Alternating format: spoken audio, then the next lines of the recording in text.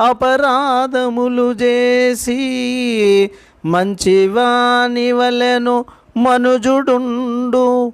ఇతరులెరుగకున్న ఈశ్వరుడెరుగడా. విశ్వదాభిరామ వినురవేమ.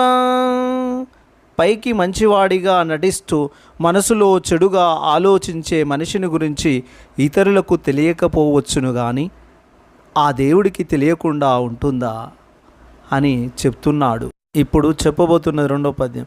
అంతరంగమందు అబవునుద్దేశించి నిలిపి చూడ చూడ నిలుచుగాక బాహ్యమందు శివుని భావింప నిలుచునా. విశ్వదాభిరామ వినురవేమ.